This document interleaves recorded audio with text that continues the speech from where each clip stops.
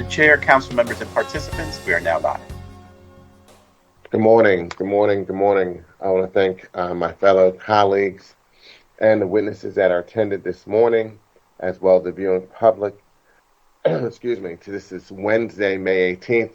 Committee on Finance will bring this hearing to order.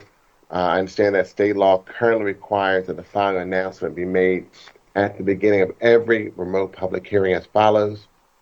Due to the current public health emergency, City Council committees are currently meeting remotely.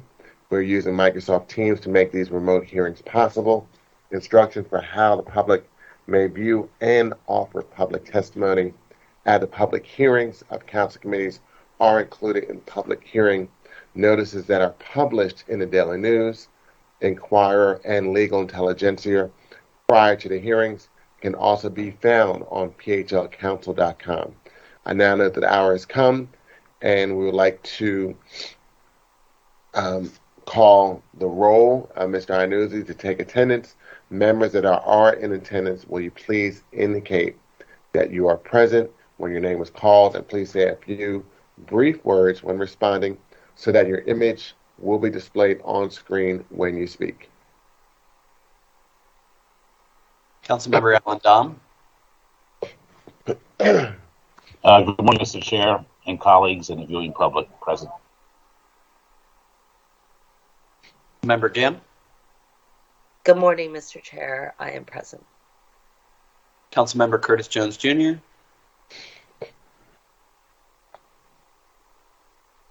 Good morning, Mr. Chair, colleagues, viewing public, I am present.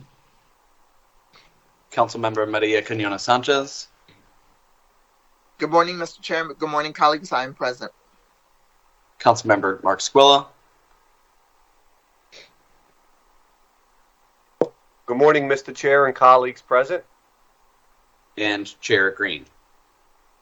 I am present. I want to thank all my colleagues for being here this morning so we can start this hearing timely. Quorum of the committee is present, and this hearing is now called to order. This is a public hearing of the Committee on Finance regarding bill numbers 220168, 220220, and 220359. Mr. Iannuzzi, will you please read the titles of the following bills?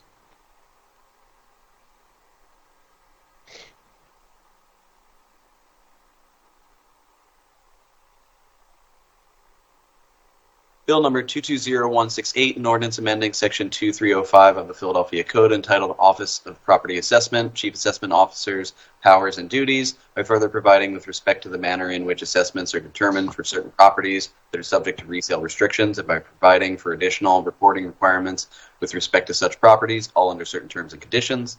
Bill number 220220, an ordinance amending Title 19 of the Philadelphia Code entitled Finance, Taxes, and Collections by adding a new Chapter 194500 entitled Annual Reporting Related to Unclaimed Property, all under certain terms and conditions. Bill number 220359, an ordinance authorizing the City of Philadelphia to enter into a guaranteed energy savings contract for the evaluation and implementation of energy conservation and efficiency measures designed to reduce energy or other measurable consumption or operating costs of the city's municipal street lighting system, all under certain terms and conditions. Thank you, Mr. Iannuzzi. I would also like to recognize that we're also joined by Councilmember Catherine Gilmore Richardson. Before we begin to hear testimony from the witnesses we had for today, everyone who has been invited to the meeting to testify should be aware that the public hearing is being recorded. Because the hearing is public, participants and viewers should have no reasonable expectation of privacy. By continuing to be in this morning's hearing, you are consenting to being recorded.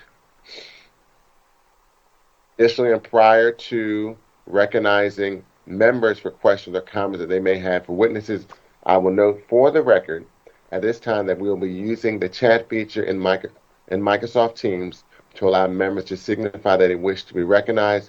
In order to comply with the Sunshine Act, the chat feature must only be used for this purpose. Mr. Iannuzzi, will you please call the first panel of witnesses we have to testify this morning regarding bill number 220168.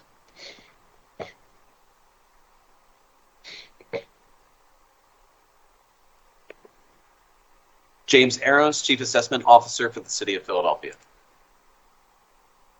Mr. Ayers, thank you for being here. Are you ready to proceed with your testimony? I am ready to proceed. Okay, thank you, and please begin.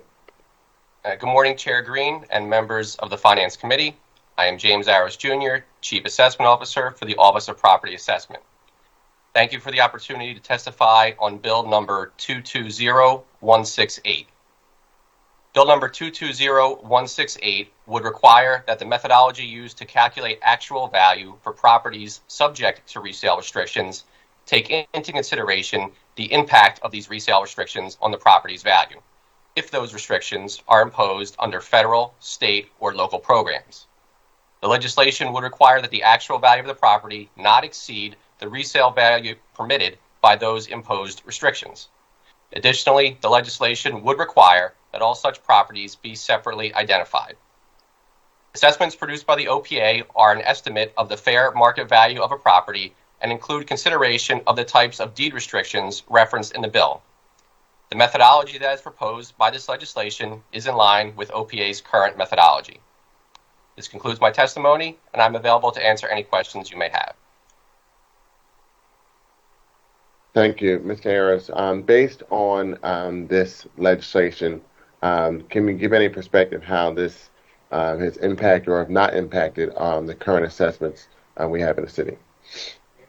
Sure. So, as I mentioned in my testimony, when we're able to track and identify properties that have any sort of deed restrictions or impediments to resale, we will value those, taking those restrictions into consideration. So properties that we have internally identified as having these restrictions listed in the bill, we adjusted those market values appropriately as part of this reassessment. If there was any properties that we were not aware of but are subsequently made aware of post the certification of values, we would subsequently adjust those values as well to be appropriate with the deed restrictions. But everything that we had listed in our records, we captured for 2023 with those restrictions in place. Okay. And from your time, have there been an increase in deed restrictions that have impacted your ability to, or decrease in deed restrictions that have impacted your ability in reference to make the accurate assessment? I don't know that I would say there's been an increase or decrease overall. What I would say is that traditionally, it's not a piece of information that was captured effectively for the university's properties out there.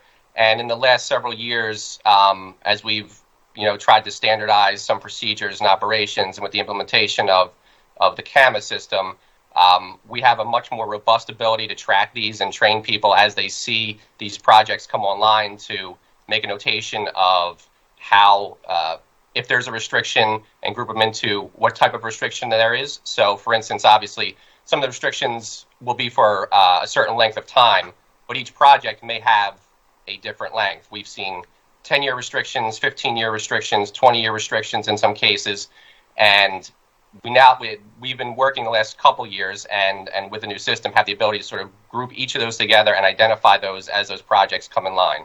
Previously, that kind of knowledge was in the mind of the evaluator who was handling those accounts. So if they were to get another assignment, retire or whatever, we didn't necessarily have that knowledge transferred because there wasn't an effective way to identify or label or flag all these properties, if you will, in our old system. But with the new system, we have a much better capability of being able to do that. So I hope that answers your question somewhat, but I don't have a total number to say we've seen more or less of these come online over the last couple of years. I've seen a steady stream over the last almost 2 decades at the very least. I can say that.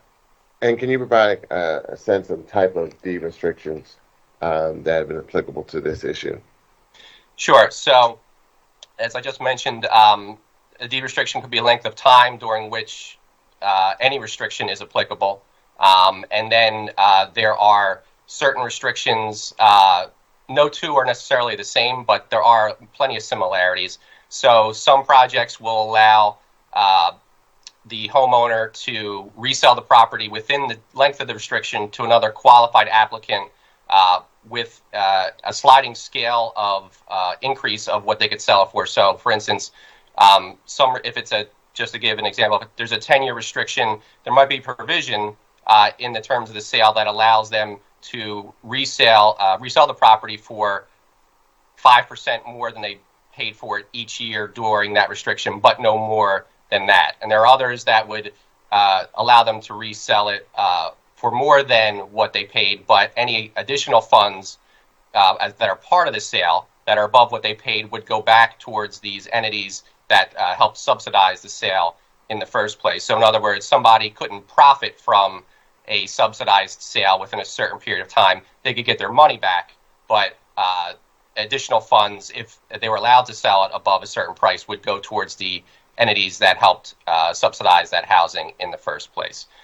So those are, length of time and either ability to sell it above what you paid or to capture any appreciation in the value or gain any profit from a resale are the typical restrictions that we've seen here.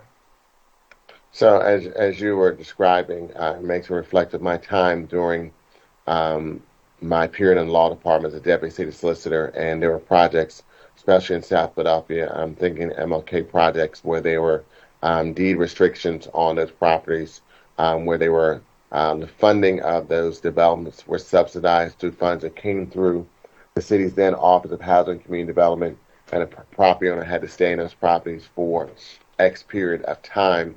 And if they attempt to sell those properties, it would have to stay within that type of income guideline, and they would have to actually pay back dollars to the funders. So that seems like what you're talking about, and that now with the camera system gives a better way of evaluating what the value of the property would be during that time period if it was happened to be sold, and not just reliant on an individual who was knowledgeable of that area, but now that's in the camera system or our computer system, not just depend on the knowledge or the background or sending that information to a subsequent assessor. Yes, that's correct. The new system allows us to track these a lot better, so we can say, these properties have 10-year restrictions, these properties have 20-year restrictions. So not only identify a subsidized housing property, but we can better put them into buckets of specific restrictions that may be on this project that is not the same as the other ones. And we would then obviously be able to say, okay, well, we know these groups have these restrictions. Are there any sales, or what are the terms that the property could sell for? I have not done a thorough study, but having dealt with these properties throughout the years, I see very few resales within the restricted period. It's not to say that somebody wouldn't look to do that or that it doesn't happen, but for the most part, for the length of time, at least let's say for the ones that are minimum would be 10 years, we see very few resales. So when we don't see resales, then we don't have any market information to say that the value is any different than what it was when someone first purchased a property. So there may be a slight appreciation, especially if we factor in what they could sell it for, but those properties will remain pretty much unchanged until we start seeing some resales in the market. Well, what happens in areas of the city where the property values are greatly appreciating? And I'm thinking of that in the area of the MLK project that was done years ago, and those properties have greatly appreciated, and someone did happen to sell during that time period. How would this legislation help in that regard? Especially, I know Office of Property Assessment has been shifting in reference to their assessments of the structure versus land. So how would that be evaluated when you don't have a lot of other comparable sales during that sale? Sure. So for the land portion specifically that you just mentioned, so they would be assessed like any other residential property in the area, whatever methodology we would be using for that. But as the rest of the area is appreciating, those properties don't, or for the most part, I would assume, would not have any sort of deed or resale restrictions associated with that. So it would be reasonable to assume that once the restrictions end on these particular properties and they were able to be sold at a fair market value, that would indicate that our value should change and be more reflective of any other properties of similar age or condition or size in the area. But as long as those deed restrictions are in place, whatever they may be, the current owners of those properties would not be able to resell their properties for what others in the neighborhood that don't have those deed restrictions would be able to get on the open market. So we want to make sure we have those identified, and because of the restrictions, it would sort of offset any market factors one way or another. Although I would say there's generally a provision that says they can't sell the property for less than what they purchased it for. So if an area were to decrease in value, that's something we might look at for properties that have a cap on their resale but don't have a floor as to what they could resell it for. But as long as we have those properties identified, those would not be increasing with the rest of the area until those, in the same manner, until those deed restrictions are removed or expire.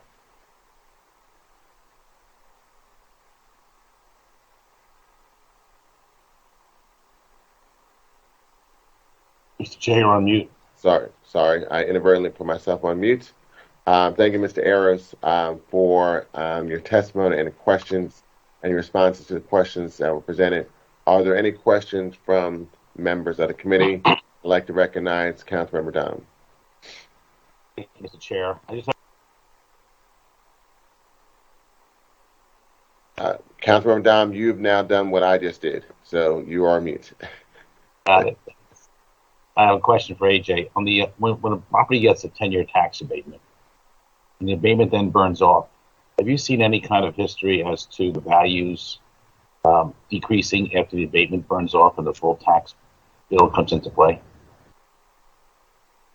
So as a property gets older, we will recategorize it, not necessarily based on the abatement, but based on FHA appraisal guidelines and internal guidelines we've had. Once a property is, say, 11, 12, 13 years old, we no longer consider that brand new construction for valuation purposes, and we put it into another bucket. So naturally, that could result in a decrease in value, which could be part of the abatement being baked in. We don't break the abatement out as a attribute or a variable in and of itself. So we have not done enough of a study to say the first year out of abatement properties sell for X amount less or X amount more, but we do recategorize properties after a certain period of time, whether they have an abatement or not, based on FHA, using some FHA appraisal guidelines as a guide for that. Because in theory, I guess, utilizing the abatement allows them to sell the property for a certain price, and then without the abatement, I would think the value of the property has a different price. Potentially, like I said, we don't have the variable of the abatement in there to say this will now decrease the value by 20%. But these the properties at question in the bill, they have a lower purchase price, and they almost always have the abatement as well. So there's two advantages that the owner gets with these kind of programs. With the abatement coming off, if it's still within that resale window, like I said, I've seen 15 and 20 year restrictions. So you're talking still 5 or 10 years after any abatement would expire. And we would still cap any value on our end based on whatever restrictions are in these deeds as to the most that the property could sell for. For properties that have a 10-year deed restriction, that would coincide pretty much when the abatement ends, and then we could see what that would go for. But if we were already valuing these properties at an amount that was paid for as part of the subsidized program, once those restrictions come off, it's possible that the value of these properties could go up because now they can be sold on the open market in a fair transaction without any restrictions on it. So that would be two things: deed restrictions removed and abatement removing at the same time. So that would sort of mix that up if it's a 10-year scenario. Okay, one last question for you. I know we have the camera system in play now. In your opinion, what do you think are the 2 or 3 biggest benefits our appraisal teams have by utilizing this camera system? The biggest is organizing all of our data in one place now, one silo. We had a multiple silo system before, so having it all in one place, you don't have to bump around the systems, you don't have mismatches in databases. And I would say we have a more robust ability to track data. So instead of a limited number of fields, we don't have an unlimited number, but there's a lot of fields we can include, a lot of data we can track for stuff like this or new things we want to do down the line. So I would say those are probably two of the biggest benefits for sure. Okay, thank you. And I also want to thank you and your department for being so responsive to us on so many questions we have from constituents. So thank you very much. Thank you. Thank you, Mr. Chair. Thank you, Councilmember Down. I'd like to recognize Councilmember Squilla for questions. Councilmember Squilla, you also have the curse of being on mute this morning. Yeah. Sometimes it's better if you can't hear us, I guess. AJ, thank you for being here and answering the questions. I know Councilmember Dom spoke about the camera system, and supposedly it is up and running now.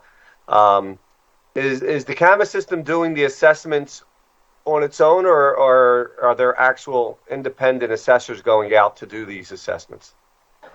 Well, it's always a combination of both, whether it's CAM or any other modeling system. Doing mass appraisal for 508,000 properties, we can't do an individual assessment on every property every year. So, we do use modeling techniques, which can be in the CAMA system or not. But then values are, reviewed individually or in groups by the actual evaluators as well. If there are, I guess, errors in assessment that you see and are pointed out, I know the way to do that through the first level review, which we won't be having that opportunity until later. But the only other way to do that is through an appeal. I know we get a lot of questions in our office that we're able to forward through and see that it's an obvious error. Is that something that just could be fixed internally, and or do they still have to appeal? Are you talking about properties that are the subject of this bill or just in general? Just in general, I'm sorry. It would depend on what you would qualify as an error. So if a property was valued at $100 million when it should be $100,000 and somebody hit zero a couple extra times, that's something that we would identify and take care of outside of an FLR or appeal process. But if someone just says, well, there's, I just think this value is wrong, that's an error, then, the FLR and appeal will be the route they have to go. So I don't have a blanket answer for that. It's a lot of them will be on an individual case by case basis, depending on the nature of the issue. Yeah, I mean, we do receive case by case corrections when we do find dramatic errors. And even if it's an error maybe in, square footage is way off or something like that, and that the assessment comes back and it's a way, assessment that you could tell is dramatically wrong. So, all right, well, thank you for that. I appreciate your help. Yep, and those can always be forwarded to us, and if it's something that it can be addressed outside of the other processes you mentioned, we will certainly try to handle that, but we're direct them, the way to go about getting that corrected. Thank you. Thank you, Councilmember Squilla. I also like to recognize Councilmember David O., who was here for this hearing, and he also has a question as well. Thank you very much, Chairman.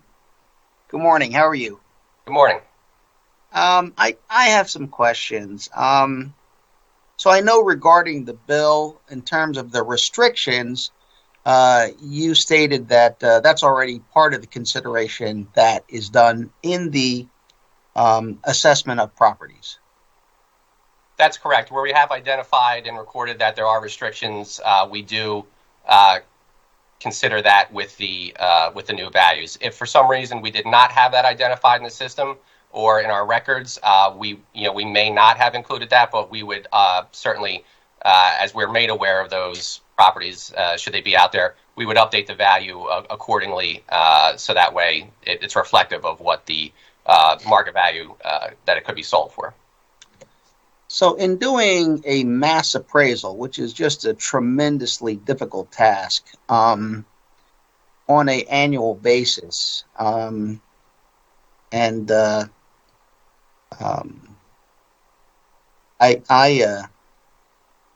support the idea advanced by Councilmember Squilla that we break up the city and kind of do it like a section at a time, kind of more carefully than put all that pressure to try to get something like across the board. Because there's got to be like a system where you're kind of like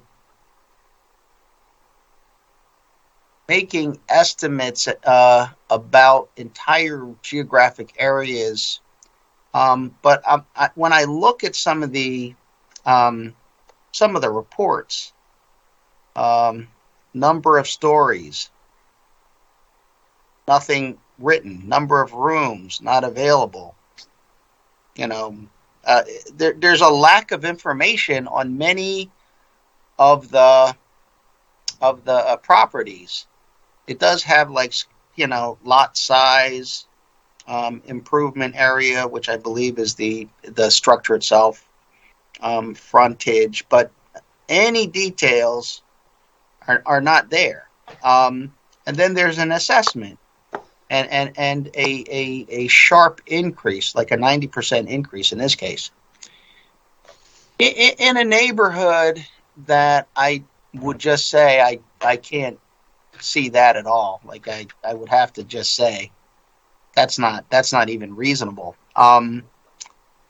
So because there's a need to do assessments in this manner, how do people challenge the assessed value when there's no details? Sure. So some of the data I think you're referring to either pulled from a previous version of the property site or one of the open data sets. One of the things with this reassessment that we're in the process of doing is, for the first time, I would say perhaps for the first time, is publishing a full data set that speaks specifically to the reassessment and what was used in this. So, for instance, you mentioned number of rooms. It's a field that was held traditionally in our previous system. It's not a data element that we specifically model on, or number of baths, for instance. Some of that data may be there, but it's not part of the valuation process. So a lot of the blanks that you see, yes, they are there, and folks see that and say, well, this is missing. That could be a problem, but it's also, then we have to come behind and explain that particular field. It's captured in the square footage overall. So, if you have X amount of square footage, you're not going to if you have a 1,200 square foot home, you're not going to have 20 rooms or whatever. Okay, right? I got you. So, but the total square footage, not the number of rooms, bathrooms, not the number of stories. You're just saying the total square footage of the. So there is a number of story element that is also that, but that field particularly may not have it, but we have other coding measures that capture number of stories. So, for instance, a 1,600 square foot 2-story row home could have a different demand in the market than a 1,600 square foot 3-story row home. It's shaped a little differently.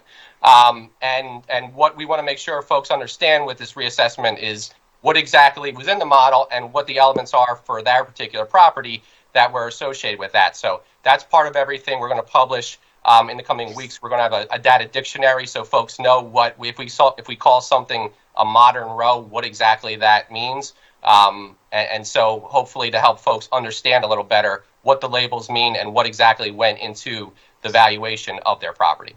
Okay, one last question. This, for example, does not happen. I believe it would be illegal if it happened.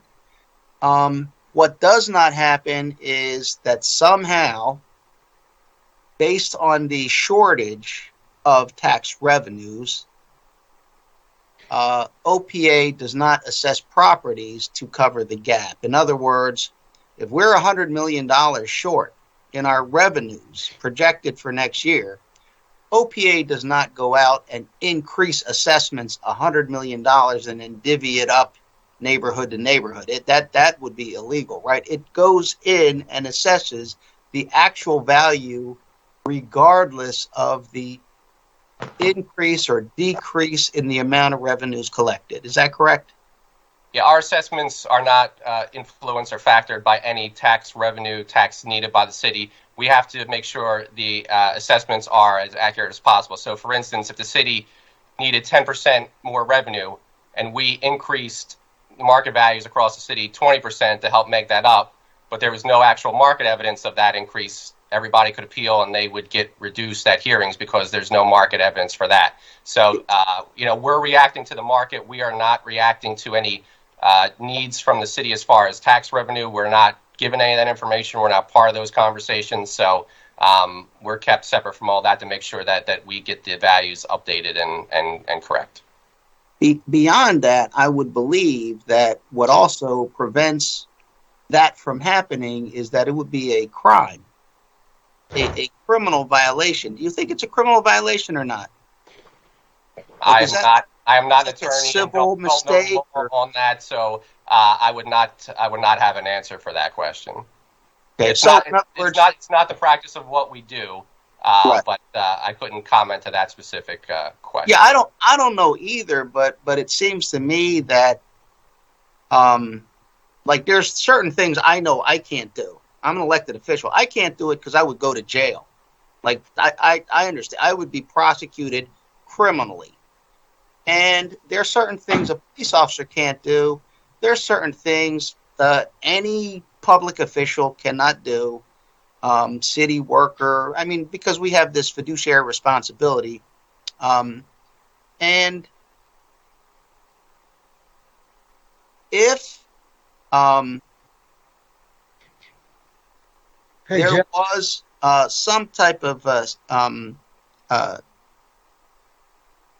not saying there is, I'm just saying there wouldn't be a communication or idea that we're going to fill in this gap and then we're going to work backwards to make the assessments work. Because in addition to that not being professional and proper, and in addition to that not being like the fiduciary responsibility, is there a clear understanding of what that violation is? Or is it not clear? I don't know that I have the specific answer to answer that line of questioning, except to say what may be clearly defined as a law versus best practice or industry standards could be two separate things. And I can say that in my time, there's never been a communication of city needs X amount of revenue. I've never communicated to the staff we need to raise revenue, so we're doing a reassessment. It's been about keeping up with the market, whichever way that may go, which means that if in 2 years the market, the floor falls out and the market completely tanks, our assessments will reflect that. It's not a matter of we're only going to capture the market when it keeps going up. The ongoing reassessments means that as the markets change year over year, including if we were to see a significant drop, those would be captured as well. So it's keeping up with the market, not trying to meet any sort of revenue targets or everything. We're not part of those conversations. That's not something the administration asks of us. Thank you very much, and thank you for answering that odd and tough line of questioning. I appreciate your professionalism and your frankness. So thank you. Thank you, Chairman. Thank you, Councilmember O. I'd like to recognize Councilmember Jones for a question. Thank you, Mr. Chairman, and thank you for this hearing. I think it is in the top 3 questions most of my constituents have at any public engagement. We are trying to put our arms around methodology, fairness, frequency of these kinds of assessments. I guess what I want to know first is a couple of years ago, we had a shortage of appraisers in the Commonwealth of Pennsylvania, and particularly within the city's cadre of talent. Is that still the case? We still do have vacancies that, we certainly have been able to fill some, and we lose some folks with attrition due to retirement or whatever. So we do still have vacancies. We are still always looking to hire, but we are not, if you want to qualify shortage as being we're not half as many, we don't have half as many employees to say we should have, but we're still in the process of trying to increase staff where we can. So I'm going to take a page from my colleague David O's Inner Colombo, when he asks his questions. How many vacancies do we have? How many appraisers do we have to date? So I wouldn't want to give you an incorrect exact number, but we can provide those answers to the chair in writing. All right, which speaks to how many appraisals are being done through an algorithm versus eyes on, boots on the ground, walk through kinds of assessments that, in my opinion, give a better estimate because of the diversity of our neighborhoods. How many markets, how many eyes on appraisers did we employ, and how many appraisals did we do over this period of time in this last cycle?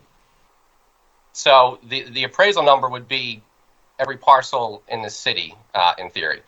With mass appraisal in a city the size of Philadelphia, if the goal were to have boots on the ground for every property every year, we would probably need 5 times the staff and a budget that is, but that's still not. So I asked a specific question: how many appraisers do we employ, and how many appraisals did they do last year? So again, the appraiser number, we can get to you. I don't want to give you the incorrect number. I don't have that off the top of my head. I apologize for that. But the appraisals are the certifications for the year. So that is the number. So 508,000 plus properties were appraised by mass appraisal for 2023. That is the answer. So the answer I seek is how many of those appraisals had eyes on people who, what is the percentage of people went out and took a look? That's not a number we track. That's not a number that we would keep on a year-to-year basis. We have to be, because of the nature of the volume and the number of parcels in the city, we do use a mass appraisal process like other comparable large jurisdictions, and those values do get reviewed by the evaluators, but there isn't a year-over-year count of we walked this block, we did this or that. We did have a data collection project that looked at just about every property in the city and gave us some new information.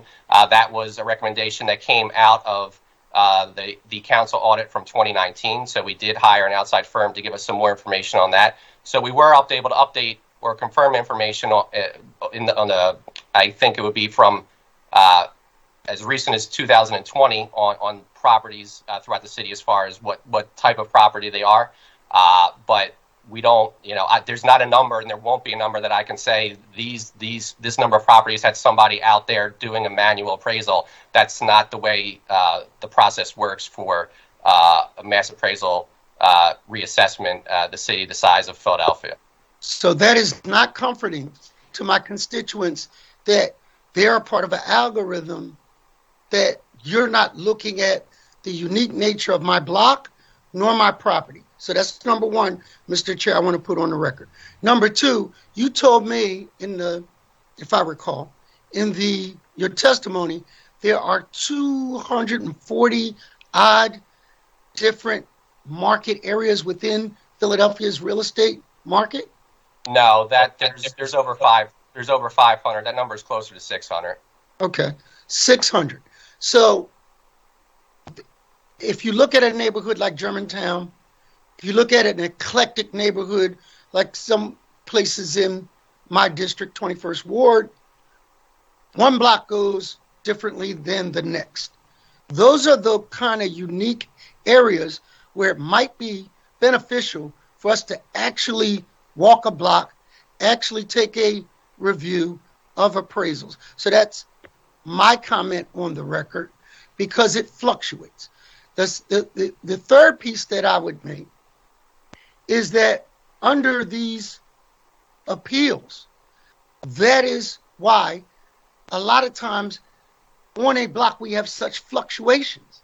Like, why is my house so much different than the other house, and you're not seeing that the back garage fell down, that it no longer exists, that it's in a state of disrepair?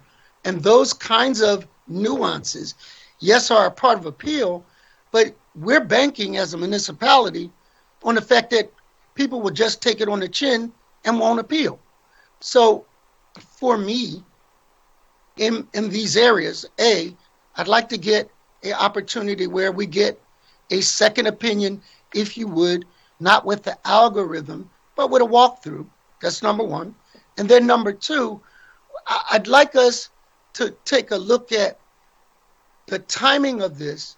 People are beating my phones to death saying, well, if you don't tell me what my deadlines are, if you don't extend them, they're panicking, thinking they're going to miss their appeal dates. So we need to get ahead of this and kind of give people assurance that we're going to extend appeal dates so that there's a reasonable time to appeal. Sure. So I can speak a little bit to your previous point about having some, the uniqueness in some areas. So the mass appraisal process, as I said, we're projecting values using algorithms, models, however you want to phrase it. But those values then are an evaluator has a chance to review them. So there is the ability, and we do see evaluators make updates where they know their area. If they and they could say, well, I know this block has a certain something about it, whatever that might be. These blocks this block perhaps should be adjusted. So there is an opportunity for that in the review process. It's not just a number pulled out from an algorithm and certified without any chance for a subsequent review. But so I would just say in general, but again, with the mass appraisal concept that we and other similar jurisdictions do, we're not going to have a boots on the ground at every property every year. And that may not be comforting to some folks, but that is the way that the industry works. But there is a standard for number of. Like a finished council member, there is an industry standard as to how often a property may be. Because you're not following. Councilmember Jones, let's not talk over each other. Councilmember Jones, finish your point, and then Mr. Ayers, if you can respond. Yeah.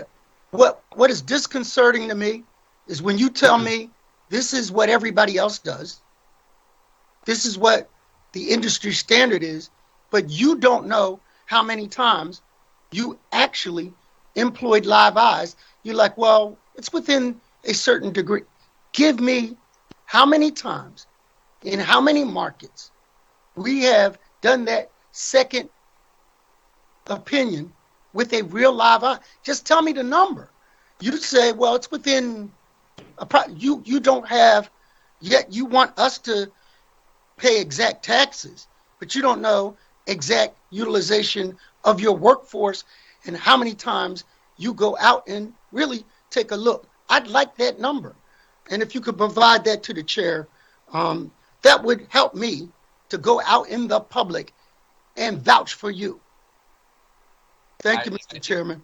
I appreciate that. As I mentioned, we don't have that exact number. I cannot provide that number. What I can tell you is that based on council's recommendations, we did hire an outside firm to collect data on properties throughout the city. So we can say that over, a vast majority of them have been looked at in some way over the last 2 years. But you can't tell me how many vacancies you have. I don't have those budget numbers in front of me. I was not prepared to testify on that number today, but we can certainly get that over to you very quickly. And your appeal deadline question, the BRT deadline is not something we govern, but we've committed that once the notices are mailed, we will set an FLR deadline that allows homeowners a sufficient amount of time to get their appeals or their informal reviews, the FLRs, filed. So we're not going to give people 2 weeks to do that. We'll work into what that deadline would be based on when we mail the notices. Thank you, Mr. Chairman, but we get approximations from them when we get exact taxes from the city. Thank you. Mr. Ayers, if you could just provide as a follow to the conversation and line of questioning with Councilmember Jones, just reiterate what steps the administration is taking. I know it's both Office of Property Assessment and Board of Revision Taxes in reference to the first level review and appeals process and getting that information out to constituents. Because that also ties into the questions that Councilmember Jones was raising, that people are legitimately concerned about the ability to present their perspective regarding assessments and taxes. Sure. We will get that to you.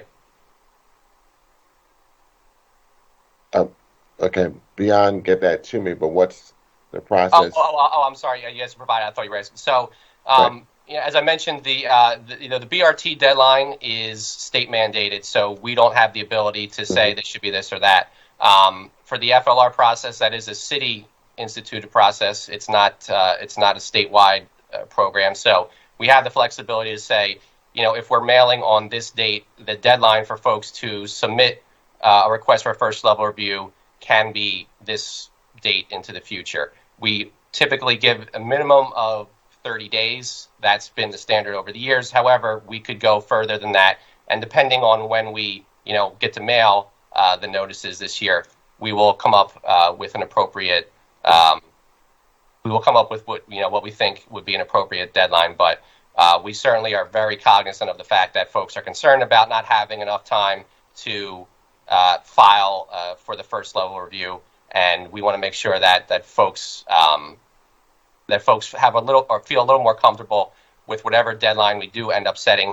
It can't be an open-ended process to where folks could file just without a deadline, but we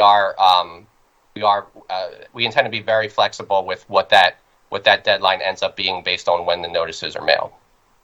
So, excuse me, I apologize. Considering the first level review process is a city-controlled process, when do you anticipate getting the mailing out? And also, what's going to be the means of getting information out to constituents to let people know this is coming?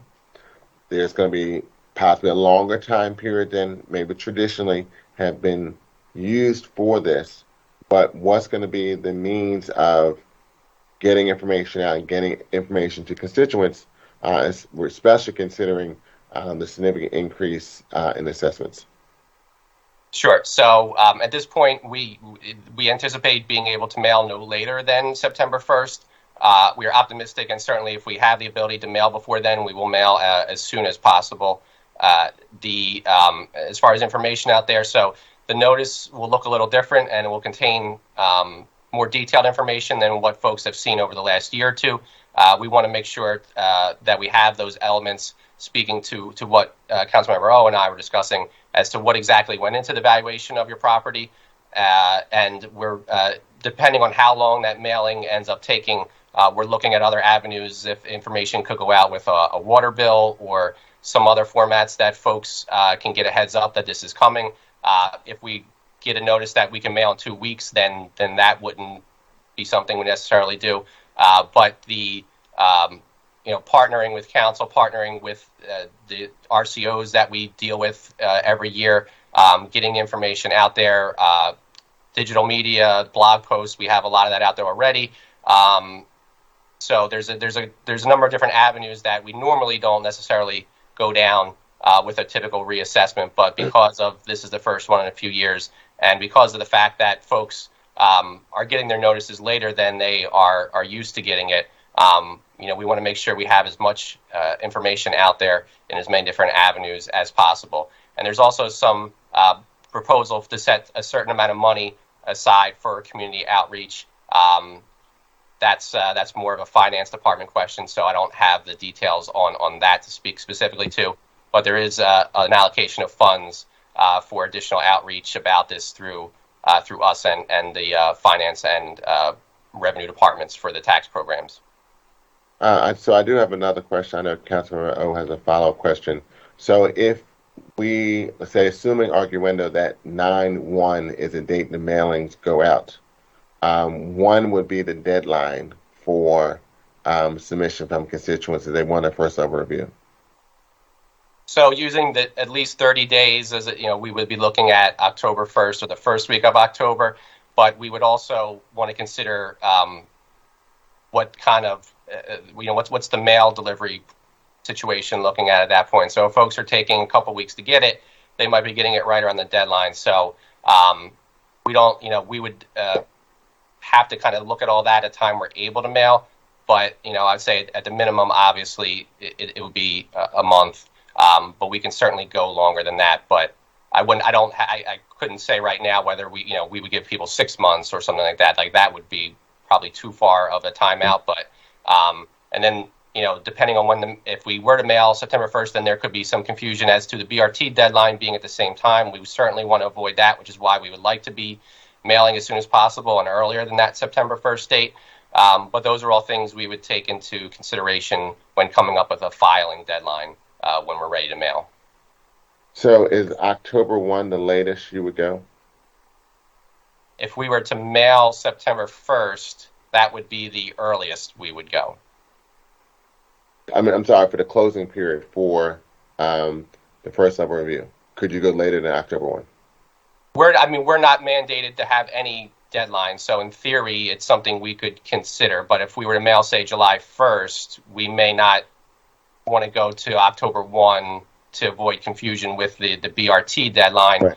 But if we were to mail July 1st, we could go to September 1st in 2 full months, or September 15th or something like that, to where there's still a little bit of if folks don't get this in time, they have a few weeks to file with the BRT. We could figure out what the best strategy would be, and as far as with the calendar, and hopefully, avoid confusing homeowners. But if we were mailing till September 1st, we could go past October 1st or October 3rd, because there is no deadline that's mandated that we would need to cut it off at.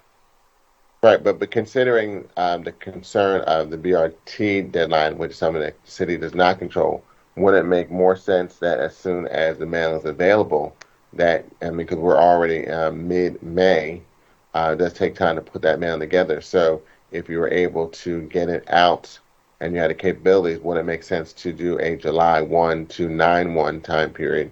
So that way you are removed from the BRT deadline and giving people more time. Yeah, I think it makes sense to sort of separate ourselves from the BRT as much as possible, while also giving homeowners a sufficient amount of time to be able to kind of go through everything and react to it. So we would not want to run up on the BRT deadline if possible. So a July 1 mailing to a September 1st deadline, for instance, that's 60 days approximately. That's more than we usually have the process open, but I think that's something, if we're able to mail that early, that we would consider, and we would likely be comfortable, I would think, with a 2-month mailing period. 2-month period for response after mailing. Okay, I'd like to recognize Councilmember O for a follow-up question. Thank you very much, Chair. Yeah, I do have a question. It is, at least to my knowledge, a requirement of law that the formula be published so that people can then kind of understand what formula was used and plug in their numbers to see where they come out. Is that correct or incorrect?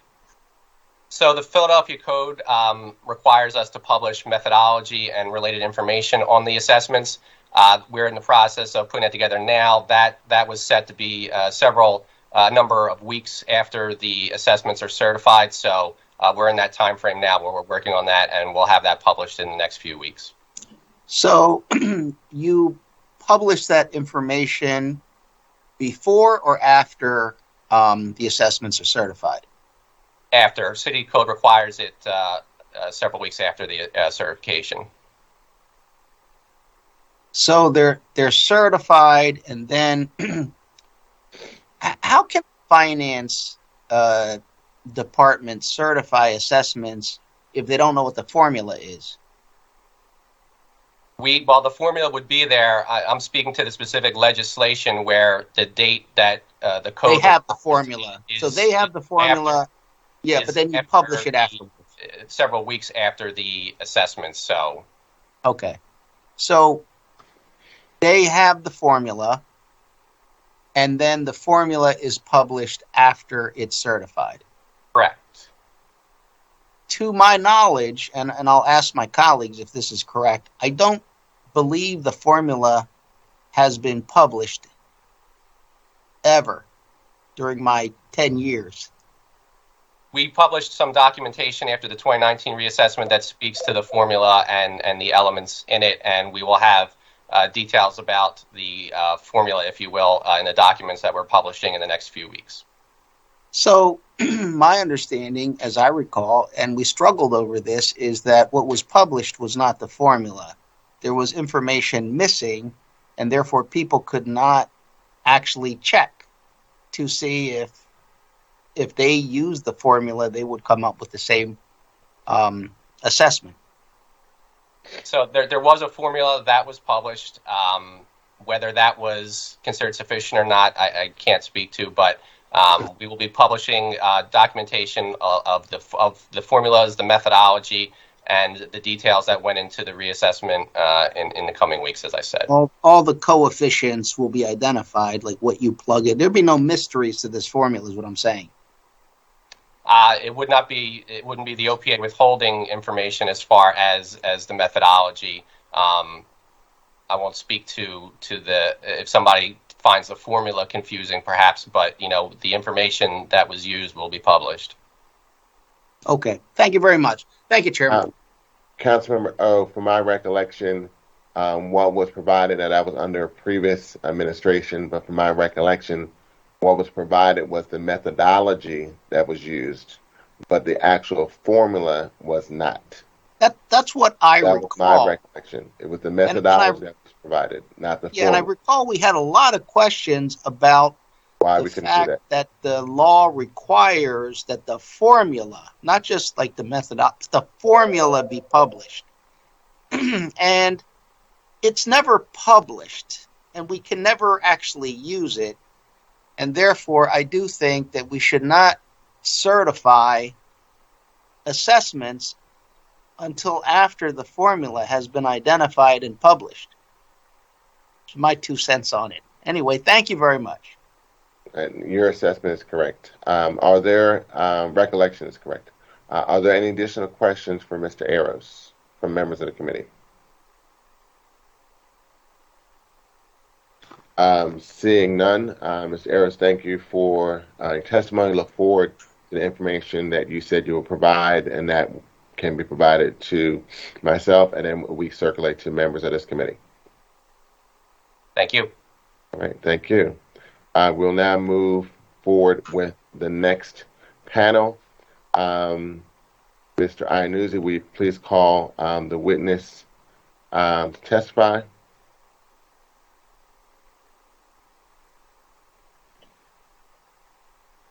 Jackie Dunn, Director of Finance for the City of Philadelphia. Mr. Chair, may I make brief remarks before we begin? No problem.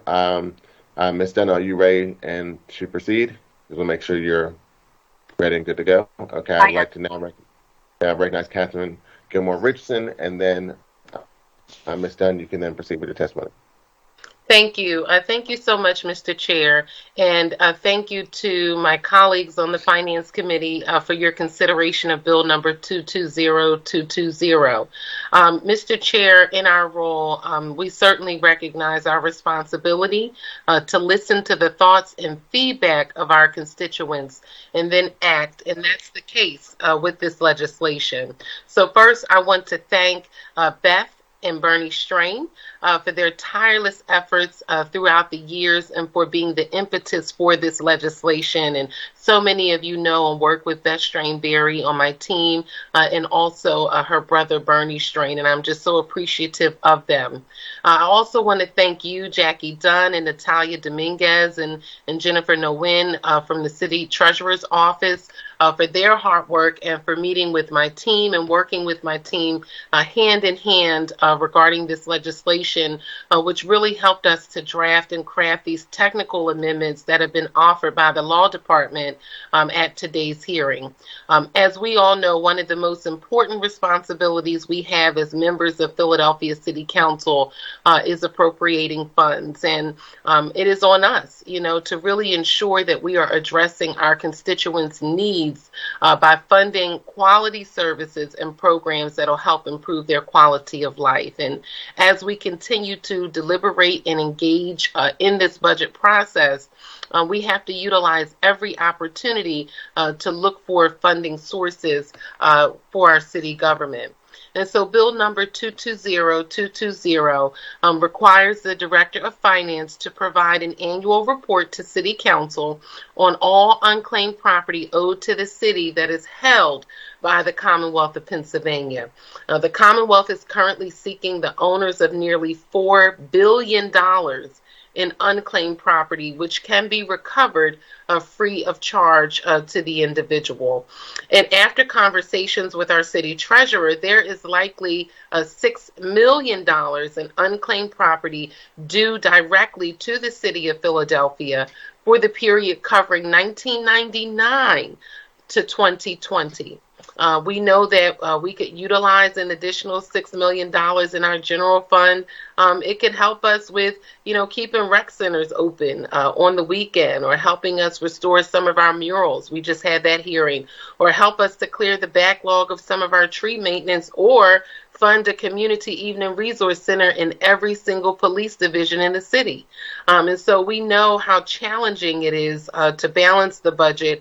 And so we wanted to ensure that any unclaimed property we had as a city is claimed back to the city of Philadelphia, and that we create a process for reporting moving forward. And so that's what this bill would do. So I want to thank all of you so very much for your hard work and working with my team and I. And I want to thank my colleagues of the Finance Committee for your consideration today, and hopefully your support of this very important legislation.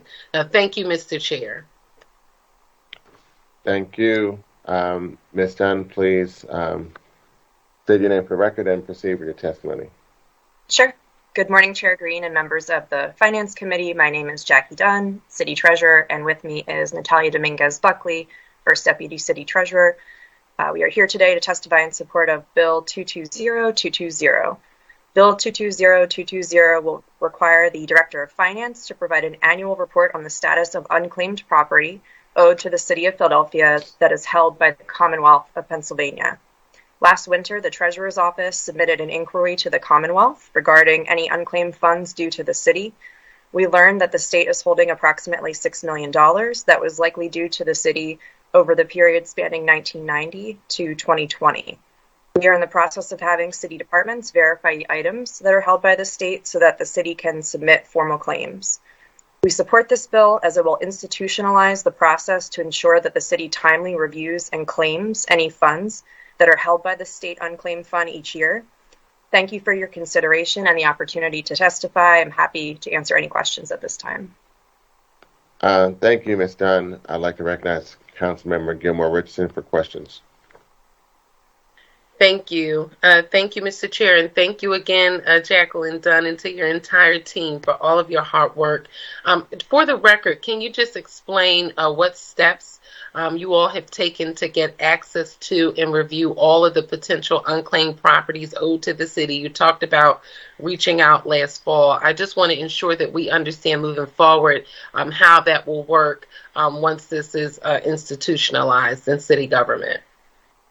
Sure. So each year the state sends notifications out to individuals that they identify who may have unclaimed funds at the state level. Our office received a notice for the city, and so we reached out to the state contact on the notice. We registered an account for the city to receive the documents from the state for review, and we are in the process of confirming that those funds are all due to various city departments. So, for example, some of the initial back and forth, we realized that the state had inadvertently included things that were due to the Philadelphia Parking Authority or PICO. And so we're working with them to make sure they understand exactly what the city entities are. And then we'll be able to sign off and receive those deposits into the city's accounts upon the conclusion of that review.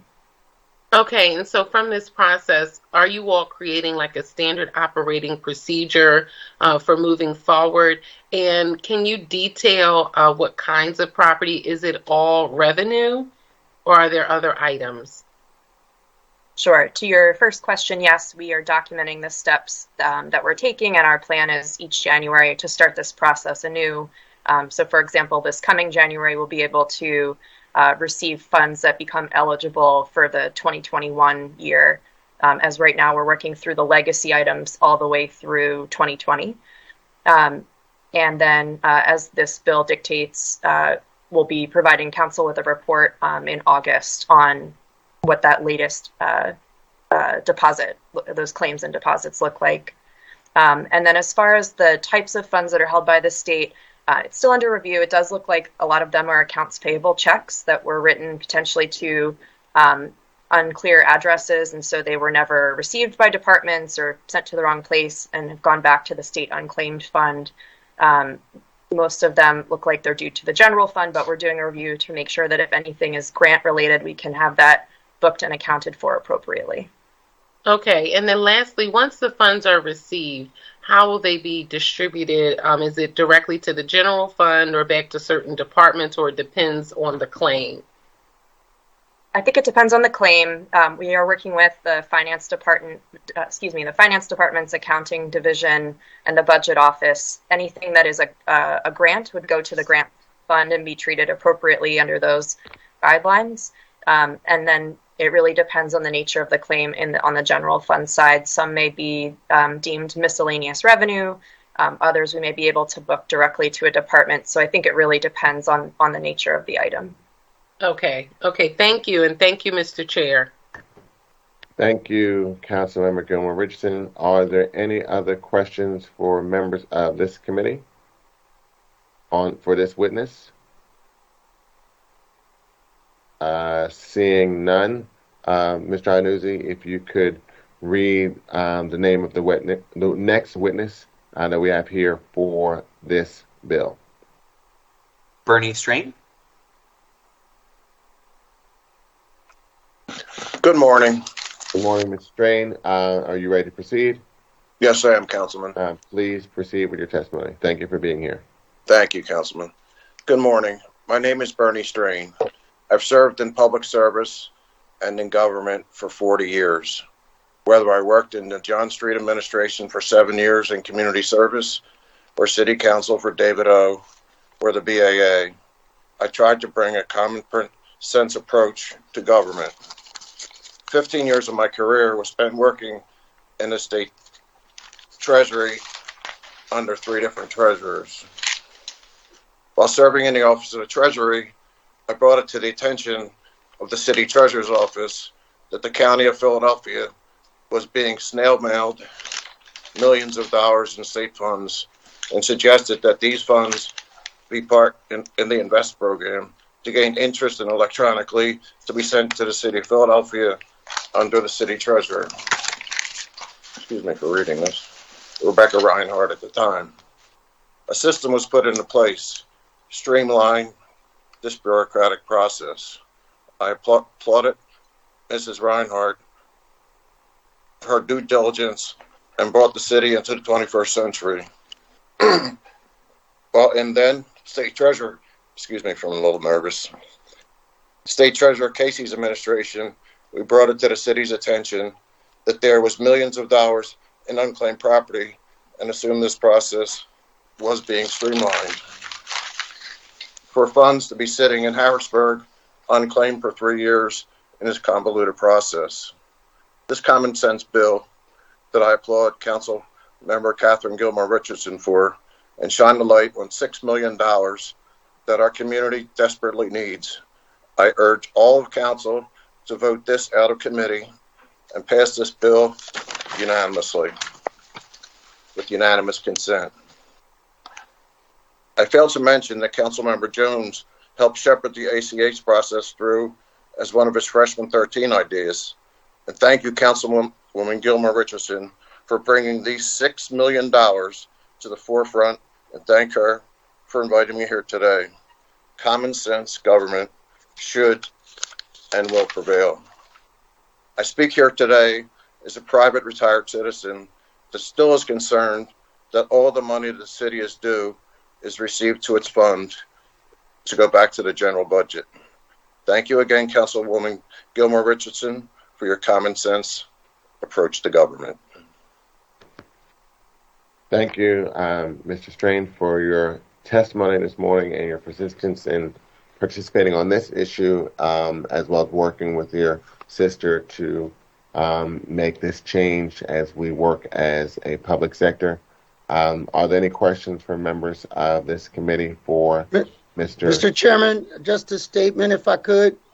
Okay, Councilmember Jones, I'll allow you to go, then I'll let Councilmember Gilmore Richardson have a No, question. I yield to Member Richardson. Okay. Thank you, colleague, and thank you, Mr. Chair. Just very quick thanks again to you, Bernie Strain, for all of your hard work and service in the public arena for more than 40 years. Know that the ideas you bring to us are needed, and I am so happy that we are able to get to this point with this legislation, but also find $6 million for the city of Philadelphia. And so I want to thank you, your family, the entire Strain family for all the work that you do to help us do the work we do each and every day. So thank you very much. Thank you, Councilwoman. Councilmember Jones? So, Bernie Strand is not my favorite Strand. His mother is my favorite Strand, who has been on the forefront of the quality of life in the Roxborough neighborhood way before Mr. Bernie Strand. But I will say this is not the first time he has found the city of Philadelphia money. When he was employed with the city, he came up with a common sense approach to direct deposits and demonstrated to the freshman three, me, Maria, Sanchez, and Bill Green, how we could save $1 million a year by directly depositing checks as opposed to them sitting idly on people's desk. So this does not surprise me. This is not the first time he has come to the aid of Philadelphia. Once again, based on the tragedy of his son, he is the reason why needles and prescriptions are placed in drop boxes around the city. So he's almost like the Ben Franklin of Roxborough with ideas, and am I close, Member Richardson? So I want to thank you for constantly being patient with the city of Philadelphia. When you have a vision, it takes us a little while to figure out that you were right, but we get around to it. So thank you. Thank you, Mr. Chairman. Councilman, I appreciate you and you being my councilman. Thank you. I'd like to recognize Councilman O for a comment as well. All right, I have to chime in with Bernie Strain. Good to see you, and always coming up with good ideas. Some crazy ideas too, but the good ones are very good. So thank you again. Thank you, Councilman. It was a pleasure to be on your staff. And I echo the comments of all members of council. Bernie, thank you for just being an engaged citizen here in the city of Philadelphia and bringing your ideas and suggestions to improve our city and our Commonwealth. So thank you for your time and engagement. Thank you, Councilman Green, and please give your son a hug for me. I appreciate that. I appreciate that. We share and have a happy pre-Father's Day in that perspective. And I know you understand those dynamics as well. Definitely appreciate it. Yes, and in this regard, are there any additional questions or comments for this witness? Seeing none, thank you, Councilman Gilmore Richardson, Mr. Strain, as well as Treasurer Dunn for your testimony on this bill. This time I'd like to have Mr. Iannuzzi read, we'll not read the bill because we've already done that earlier, we'll prepare for the next panel on bill number 220359. If you can state the name of the next witness to testify on this panel. Considering we have 3 witnesses for this panel, Mr. Inuz, if you could read all 3 names, and then we'll proceed in that order. Don McGraw, City Energy Manager at the Office of Sustainability, Richard Montanez, Deputy Commissioner for Transportation at the Department of Streets, and Emily Shapira, Executive Director of the Philadelphia Energy Authority. Thank you, Mr. Inuzzi, Mr. McGraw, Mr. Montanez, and Ms. Shapira. Are you all ready to proceed and begin with your testimony in that order? Yes. Yes. Okay. Please proceed. Good afternoon, Chair Member Green and members of the committee. I'm Dominic McGraw, City Energy Manager in the Office of Sustainability's Energy Office. Thank you for the opportunity to provide testimony on Bill 220359. The Office of Sustainability is responsible for implementation of GreenWorks, a vision of a sustainable Philadelphia. The city's plan to create a healthy, equitable, and sustainable city for all Philadelphians. This LED street lighting conversion and lighting management system project will provide a number of benefits beyond energy and climate impacts, such as improved lighting throughout roads, improved infrastructure, as well as providing opportunities for diverse businesses and individuals. My testimony today will highlight all aspects of the project, but focus on the specifics related to energy savings, climate mitigation, procurement process, and project management for this opportunity. My colleagues, Emily Shapiro from the Philadelphia Energy Authority and Rich Montanez from the Department of Streets, will cover other aspects of the project and this bill. The Energy Office focuses its work on the implementation of the city's Municipal Energy Master Plan, which sets goals to slash greenhouse gas emissions by 50% from the city's built environment by reducing energy consumption in buildings by 20% and moving to 100% renewable electricity by 2030. Since its release in 2017, we've worked to implement large energy efficiency projects such as the $11.3 million energy efficiency retrofit of the Philadelphia Museum of Art and the signing of a long-term power purchase agreement for a portion of the city's electricity use. Conversion of city streetlights to LEDs is a key component of the city's goals.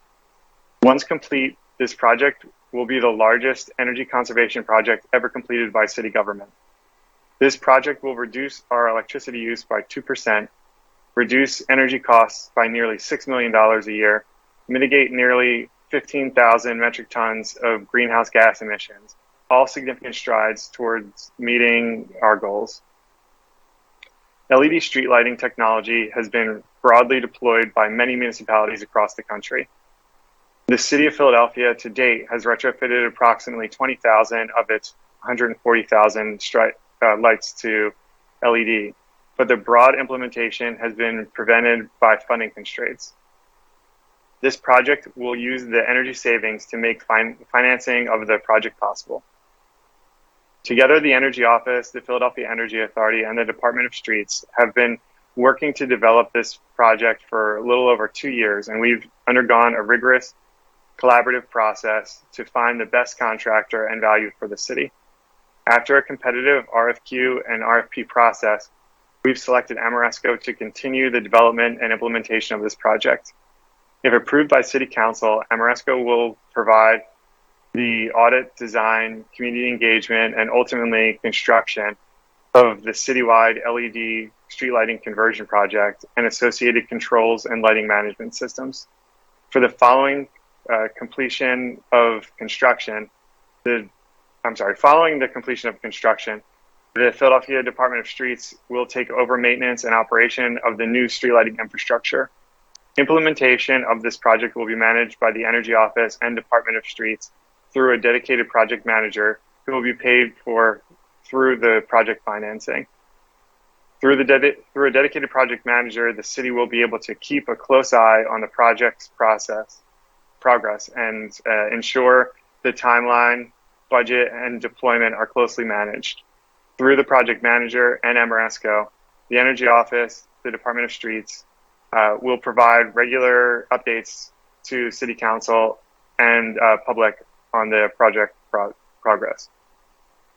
For these reasons, we recommend the LED street lighting conversion project and approval of the bill number 220359. I'd be happy to take any questions at this time. Thank you. Thank you. We'll proceed with each witness, Mr. Montanez and then Ms. Shapiro. And then we'll have any questions from members of council.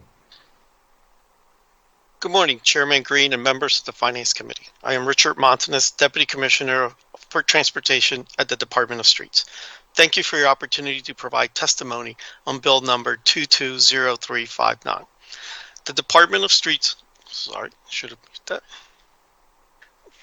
Department of Streets maintains and operates the city's street lighting infrastructure, including over 140,000 streetlights.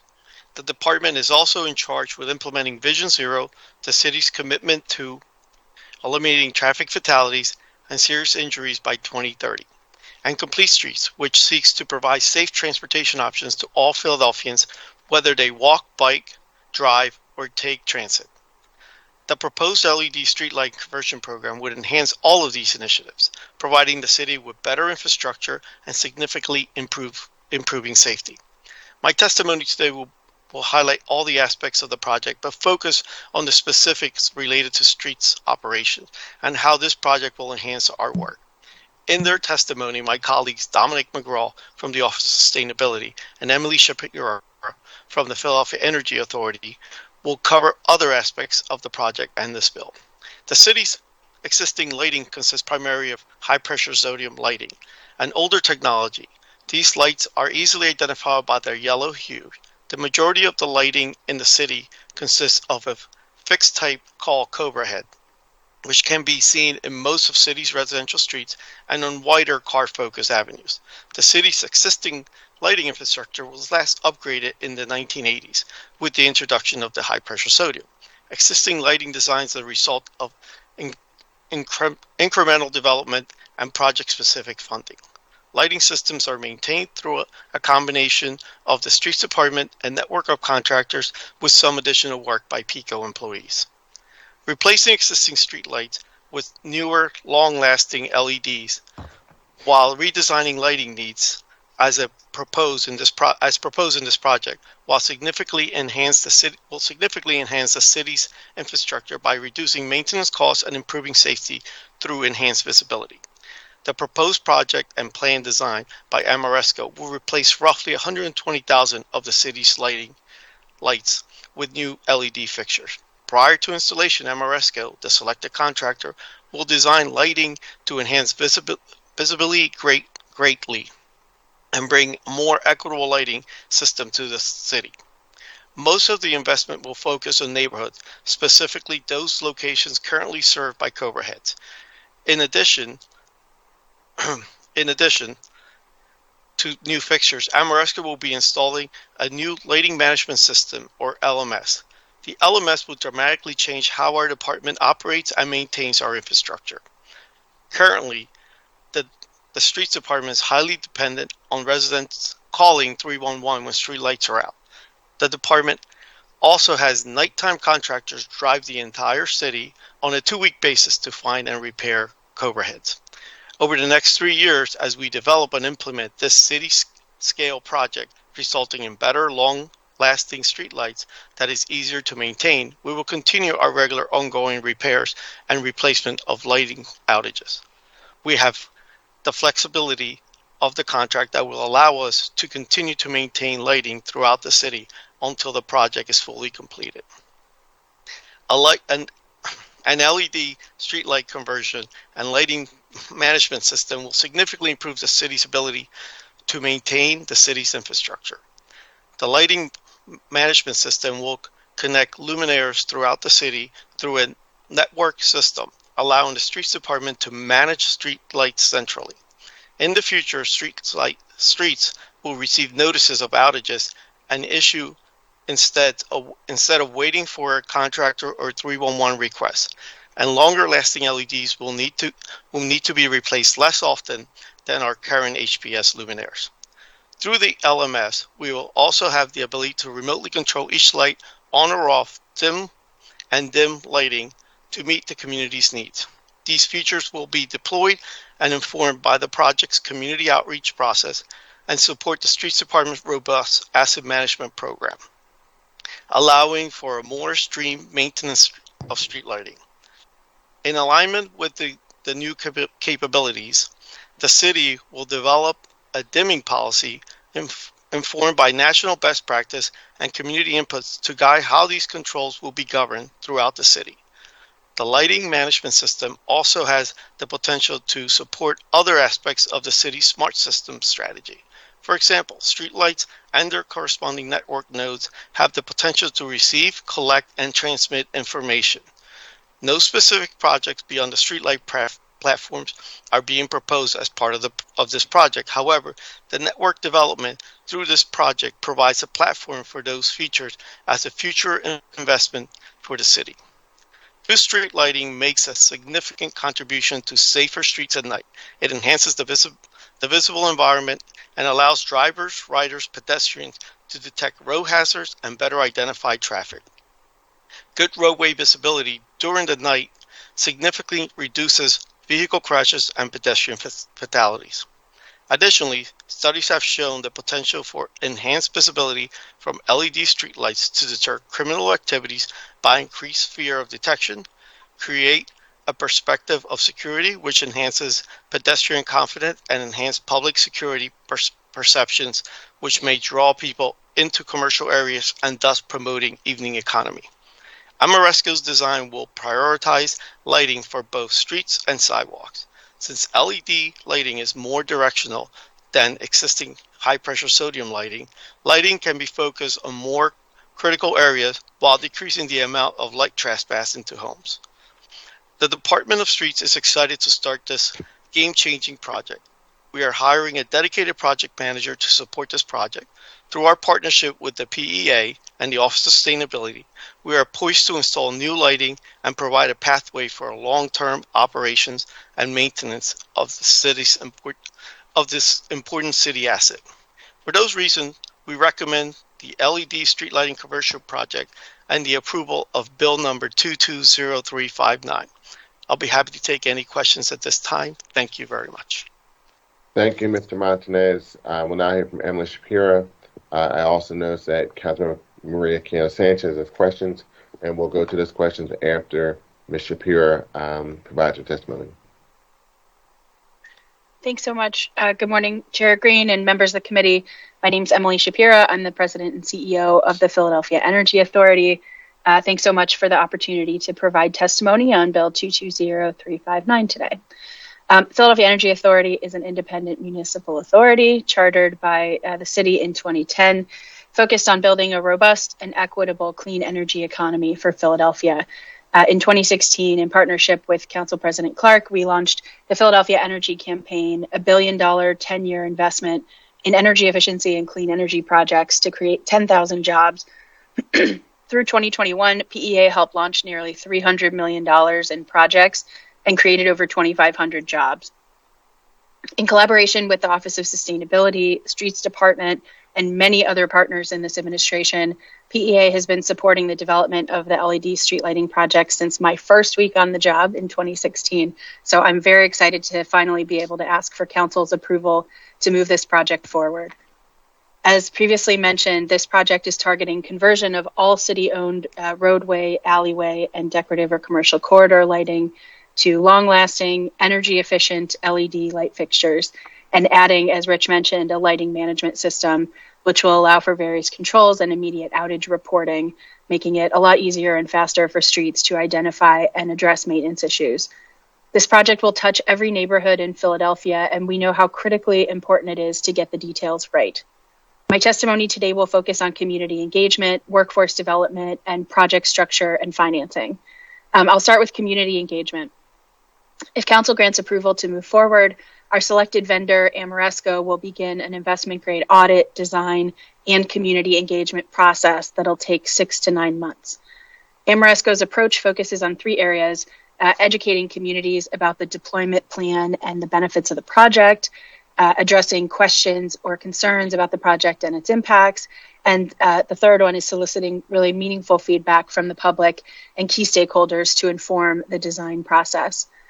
In community meetings, we'll share technical detail on color temperature and brightness and include the ways that we're incorporating guidance from the American Medical Association and the International Dark Sky Association in the project. Ameresco will hang 20 trial installations throughout the city so stakeholders can physically see the differences in options before providing feedback. We are not one of the first cities to complete this type of project, so we benefit from dozens of other examples, research, and expertise to help guide the process here in Philly. We are confident that with the input of the community, health professionals, safety experts, and the lessons learned in other cities, our street lighting program will achieve our efficiency and climate goals while also maximizing social benefits at the neighborhood level. Next, to workforce development and our economic opportunity plan. Throughout the procurement process, Ameresco stood out as an entity that was both highly qualified and committed to contracting with both local and diverse firms. That's reflected in their EOP commitments to an MWDBE participation rate of 40.5% and a local business enterprise participation rate of 56.6%. As part of this project, Ameresco will pursue local hiring of approximately 25 residents for the GIS audit and 4 to 6 residents for on-site assembly and testing of the luminaires themselves as permitted by the manufacturer. PEA and the city will track progress on these commitments through an EOP oversight committee that'll meet quarterly. Ameresco will also collaborate with our workforce team here at PEA to identify opportunities for our Bright Solar Futures and other students and graduates to participate in educational opportunities and field internships at various stages of project implementation. The last thing I'll mention is just the project structure and financing. This project would be the third project the City of Philadelphia has completed using the state's Guaranteed Energy Savings Act, or GESA. GESA sets up a procurement, contracting, and long-term evaluation process specific to energy projects and requires a 20-year payback or better and a performance guarantee from the selected vendor. The city previously utilized this tool on energy efficiency projects at the Quadplex and the Philadelphia Museum of Art, which just received a Governor's Award for Environmental Excellence. PEA led the public procurement process for this street lighting project with extensive support from the City Energy Office and Streets Department. The selection committee included representatives from our offices as well as the Office of Innovation Technology, OEO, Finance, the City Treasurer's Office, and the Law Department. 4 vendors were selected to move forward with the RFP from RFQ phase, and the RFP was issued in March of 2021. We selected Ameresco in October 2021, and contract negotiations are now complete. This guaranteed energy savings project will pay for itself using savings to pay for the debt service while updating critical city infrastructure. And it features a performance guarantee to ensure that projected energy savings are actually being achieved. This project is designed to be budget neutral. On behalf of the city, we're pursuing approval of up to $92 million for this project via forthcoming financing ordinance. This not-to-exceed figure takes into account global supply chain issues and workforce costs associated with potential delays in procuring materials. We anticipate that the project will be in the range of $70 to $80 million, which will be confirmed through the investment-grade audit before bond issuance. Pending approval, PEA would issue the bond in partnership with the City Treasurer's Office before construction can begin. Construction on the project will take approximately 24 months, and we anticipate completion by spring 2025. This project is a unique opportunity to improve lighting equity in the city, reduce maintenance issues across the city, and reduce our carbon footprint by 9% with a single project. And because of the size and scope of the project, it's also a great opportunity to support and grow local and diverse businesses and create real substantive workforce opportunities in its deployment. PEA will remain engaged and accountable throughout this process, and we are grateful to our city partners for their collaboration and commitment to this complex, impactful project. So for all of these reasons, we ask for your approval of the contracts for the LED street lighting conversion project via Bill 220359. Thanks so much for the time today. Happy to answer any questions. Thank you, Ms. Shapira, for your testimony. I know this project as you stated in your testimony, has been in the works for some time. I know I've asked you regularly about this issue in reference to where is this project coming. You know, a lot of the focus on this project initially was the opportunities for real savings for the city of Philadelphia in reference to how we reduce carbon footprint and how we move forward as a city in a way to address issues like climate change and how we reduce our energy consumption, considering a number of other cities. And I've had conversations with colleagues through both Democratic municipal officials, where I serve as president, as well as the National League of Cities, how they've been able to move forward in this area. But more recently, especially in the past 2 to 3 years, we've had a very significant increase in gun violence and public safety issues in the city of Philadelphia. And you made reference, either you or it may have been Mr. Montanez made reference to the engagement process for the community, one, to allow members to see the difference in lighting.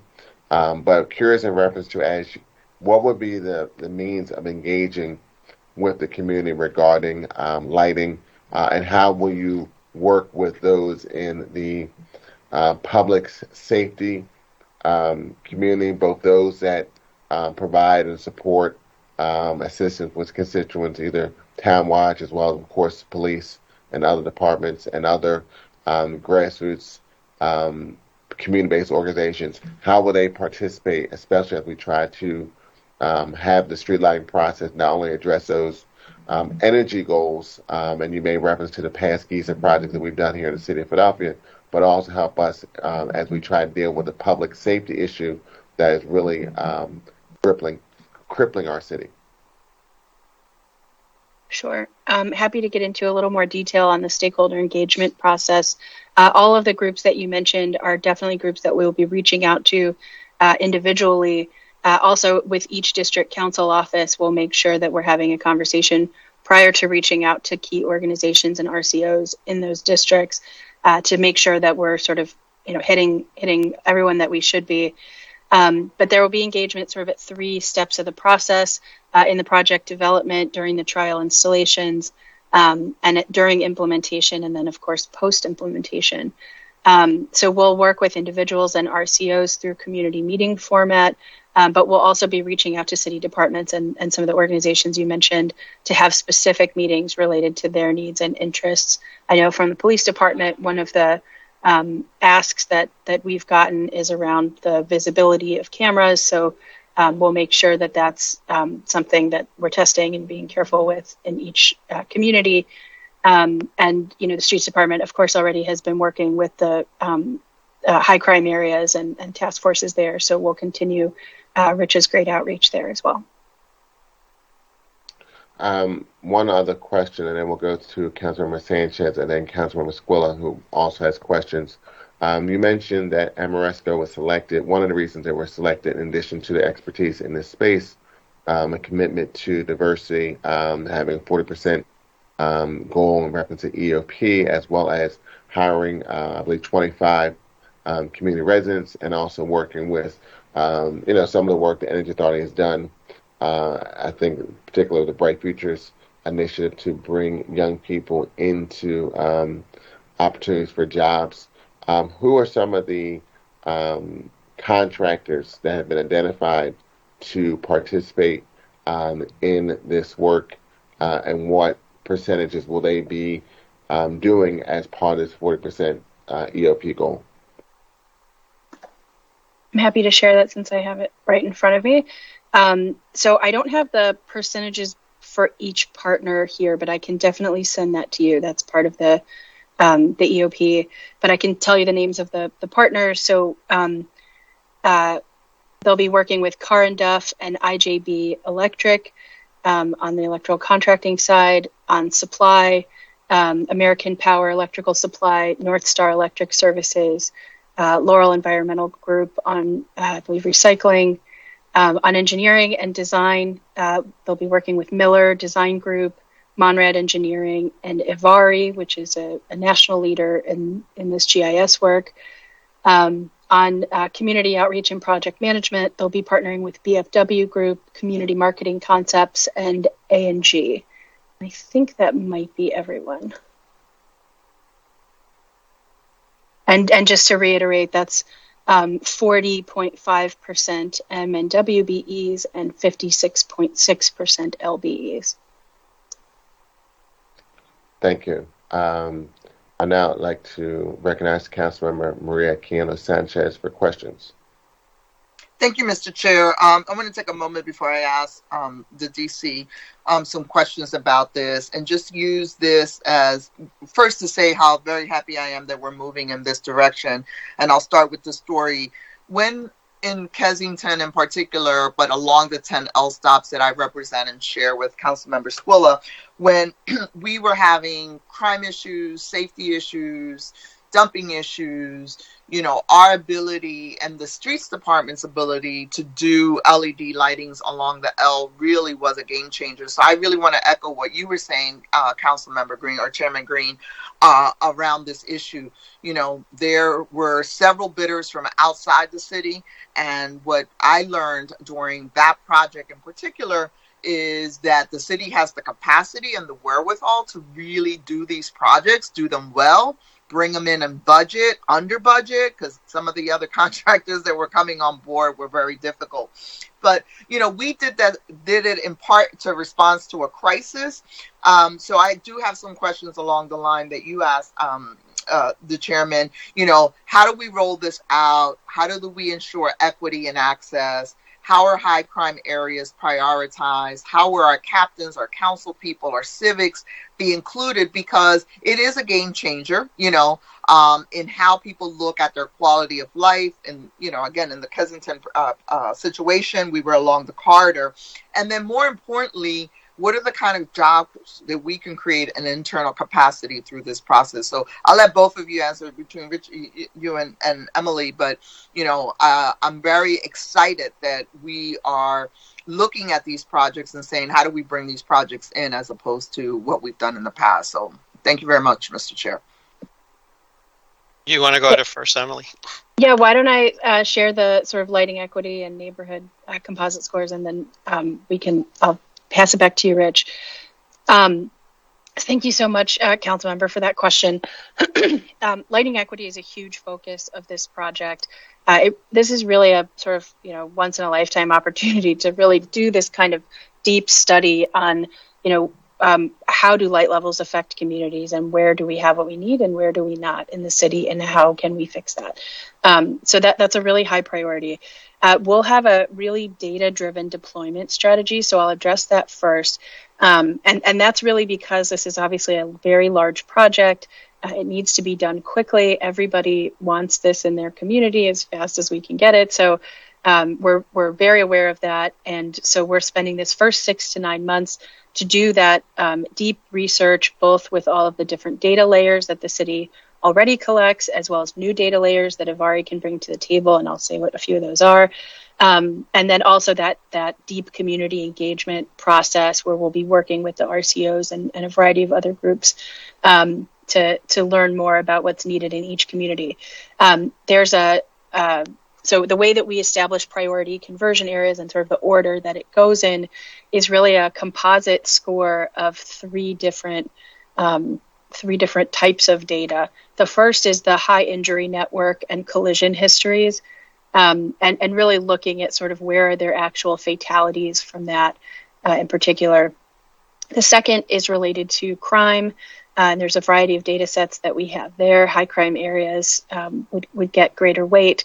And then the third is sort of a bunch of data sets that we're calling socioeconomic and demographic equity. And so that includes a number of things. And we put all that into the system, and that really drives the deployment plan. We certainly are not going to sort of just start at one end of the city and go from there. That we'll be able to install in multiple neighborhoods at one time, and we'll deploy based on the urgency of those scores. And that will include input from those community groups as we go and other key stakeholders. And yeah, I just want to add on, Council Member, as Emily has said, this will be transformative. The electrical contractors have promised 30 crews. Their productivity, each crew's 30 changes a day. So you're looking at 900 lights that we could change per day. So as Emily said, this will be very transformative. We are looking at the data to see how to split those crews up. And doing 900 LEDs in your district will definitely be noticeable overnight. And so we are looking to how to do that, how to work with our police department, how to work with the community to go out there and hit the high crime, high injury areas first, and then move to other neighborhoods, realizing that each community wants different light levels. Chestnut Hill's asking for a different light level than Center City, than Kensington, than West Philly. So we want to work with them, and the LMS provides us that opportunity to utilize the same fixture but provide different light levels for everyone. What's the workforce development component of this? I know Emily alluded to it a little bit, and Rich. We've talked to all the departments. Everybody has a hiring shortages and challenges. How are we using these projects that provide entry-level opportunities to bring people internally and continue to build our capacity? So we are asking Amoresco to bring in people from Philadelphia 25 specifically as a way to do entry program. We are modeling this similar to the Streets Department Future Track, where they'll be getting training, and hopefully that training then accounts as a way that the city at the end of the project, we can have those be our technicians. So the contractor will be training them and in essence feed into the street lighting system. And they'll be the future electricians for the street lighting system. Thank you. And then lastly, we talked about captains, and I know you mentioned, Emily, that the scale is high injury network, crime, and then the socioeconomic rollout. So will council be getting briefed around which areas in our district, and what's the timeline? What are we looking at? You're saying, we're going to be able to do, 900 lights a day. What does that look like? Is there already a timeline established? So it's a 24-month construction schedule overall. Before the end of the investment grade audit, we will meet with each district council office specifically, and with any other council members who would like to be included. And then we'll commit to providing quarterly updates throughout the whole project. Just so that you're in the loop at all times. Also, one of the really cool things Amoresco did for their project in Chicago, which is about double the size of our project, is they actually put up a website for the project that had a 2-week look ahead for each community. So anybody could log on and see exactly which fixtures were going to be done at what time. So that should give folks a little bit of comfort, and we'll continue to keep folks in the loop. We have a quarterly EOP oversight committee meeting, so that is the perfect prompt to sort of be doing additional public reporting as well. Will there be an initial job fair? You mentioned the 25 jobs that will be Philadelphia based, so you'll be working with council and you'll notify those. What's the timeline on those? Unclear. I think I'll know more in a couple of weeks, so I can report that back to you. Okay. Again, Mr. Chair, this is exactly the kind of infrastructure work we need to be bringing internally. I know you've, through your work at Municipal League of Cities, I just, want to be someone who goes on the record that we all notice the difference along the L and what it means. And so I really look forward through this equity lens, some of the neighborhoods hardest hit with crime and dumping and some of the other challenges. This is definitely going to be a factor. And, the added bonus of this, obviously having, the not only the safety and the aesthetics, but also the carbon footprint is, for me, a win-win-win-win. So thank you all very much. Thank you to the Streets Department and to our Energy Office for your leadership on this. We appreciate it. Thank you, Councilmember Sanchez. I do like to recognize Councilmember O. I know he states he has to leave. And Councilmember O, if you would like to stay on the record, I know we're not in the public meeting as of yet. We are still in a public hearing. I know you wanted to be recognized as supporting these bills. I wanted to give you the opportunity to say that publicly, although we are still in the public hearing. Yes, thank you very much. When we go to the public meeting, I'd like to be recorded as voting aye on all bills. Unfortunately, I do have to leave, and so I apologize, but I am knowledgeable about the bills and I do support them. Thank you very much. Thank you, Councilmember O. I would like to now recognize Councilmember Squilla, who has some additional questions as well.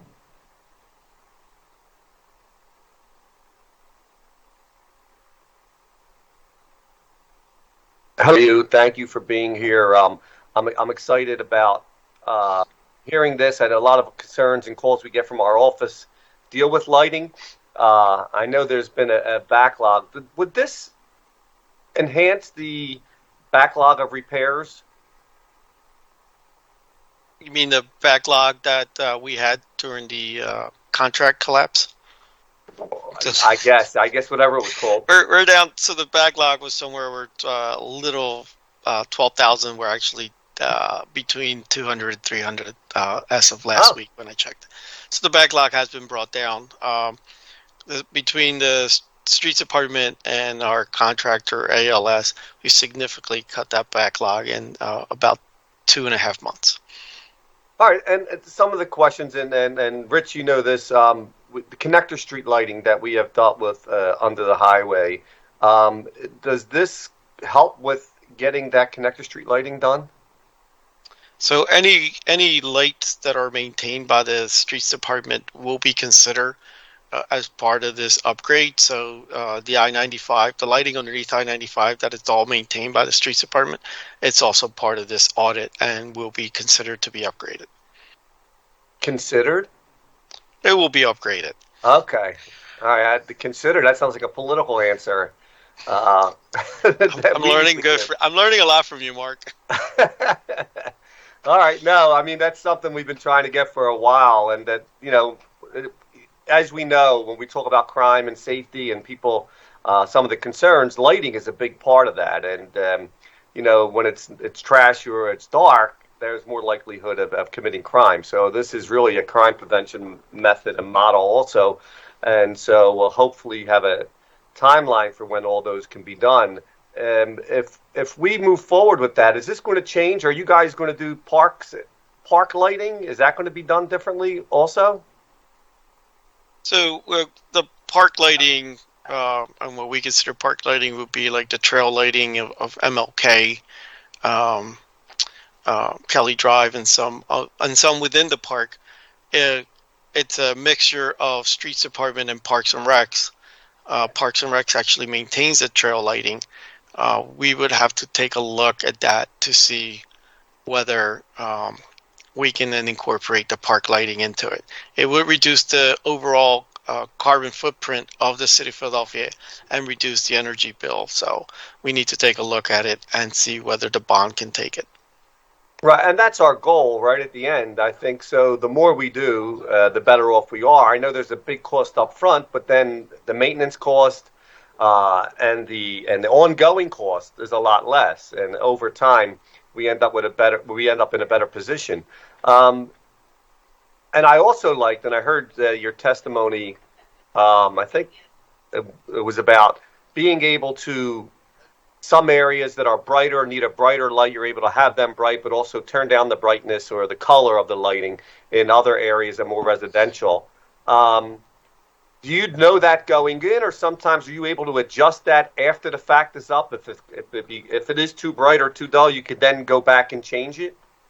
Yeah, so the one thing that does is the Amoresco's audit is going to allow us to provide light levels as they drive the city at night, and tell us what areas need to actually have brighter fixtures and which ones don't, which ones we can dim down. The one good thing about the LMS is like having a dimmer at every light. We're able to control every individual light and therefore provide the adequate lighting required for that area. That's great. I mean, that is very helpful. And you know, too, when we get people request new lighting to get new lighting. It's too bright. You got to take them lights away, So we, it's, what do you call it? No good deed goes unpunished, but being able to adjust that lighting setting would be really a tremendous help. And I'm looking forward to seeing this. Looking forward to those connector street lighting getting done. And hopefully we could do it sooner than later. And the one thing we could also say about the LMS system is that if there is an emergency and both fire and police need brighter lights, we're able to light up that block at their request. So it would definitely assist our emergency services at night. So you'd be able to do that from off-site to be able to turn those lights up and provide that even if there's a crime or an incident that would need brighter lighting, you're able to do that right in time? The goal is to provide the controls at both the Traffic Operations Center and at the DIVIC, so the DIVIC could easily support our emergency services. That's great. All right. Well, thank you so much, and I appreciate this, and looking forward to getting all this completed as we move forward. Lighting is a big deal, and I know we're talking about crime prevention, like I said earlier. This is a big part of that. So I think it's really something that we need to do moving forward. Thank you. Thank you, Councilmember Squilla. Are there any other questions for members of this committee, for any of the witnesses that we have here? I do not see any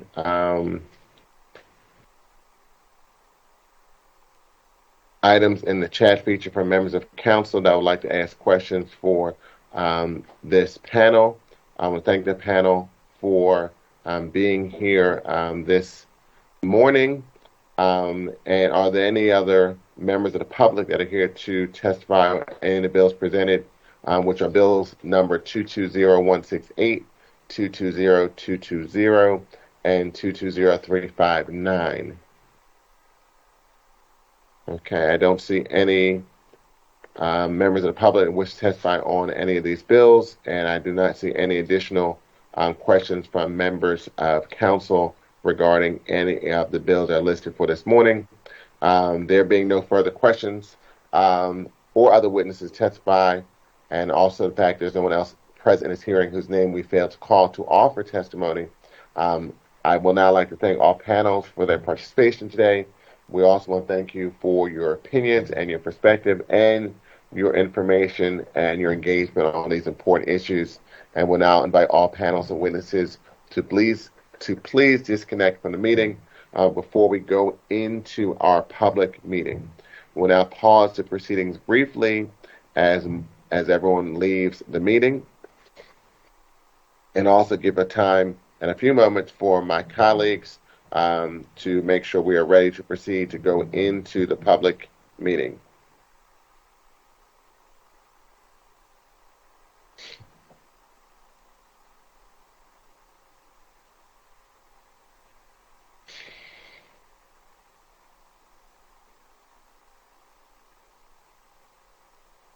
Okay.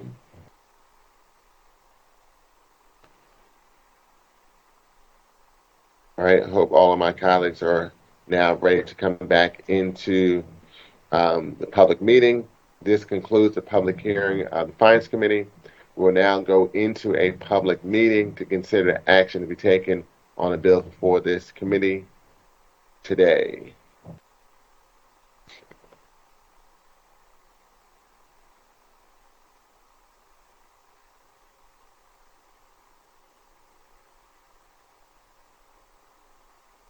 All right, and I believe we are now ready to proceed, and we'll now convene the public meeting. Mr. Inez, will you please call the roll, take attendance for the members who are here in the public meeting? Please indicate that you're present when your name was called, and also say maybe a few words when responding, so that way we know you are available and your image is displayed on screen for when you speak. Mr. Inez, will you please call the roll? Councilmember Alan Dunn. Thank you, Mr. Chair. I'm present. Councilmember Helen Gibb. I am present. Councilmember Curtis Jones Jr.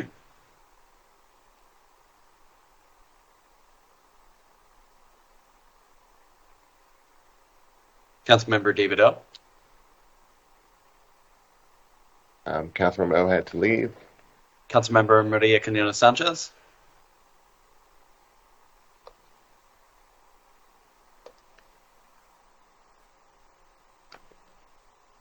Councilmember Mark Squilla. Good afternoon, Mr. Chair. Good morning, Mr. Chair. Present. And Chair Green. I am present. Let's give a few more moments. I know members of council are multitasking. I just want to make sure that we're able to have the requisite number of members we need to have a quorum on these that are important for today. And I note for the record, Councilman Gilmore Richardson, you are here. Just please indicate that you are present. Good afternoon, Mr. Chair. Good morning, Mr. Chair and colleagues. For the record, I am present for this hearing. Thank you. And thank you for saying a few words so your image can be displayed on the screen, following the directions that we have.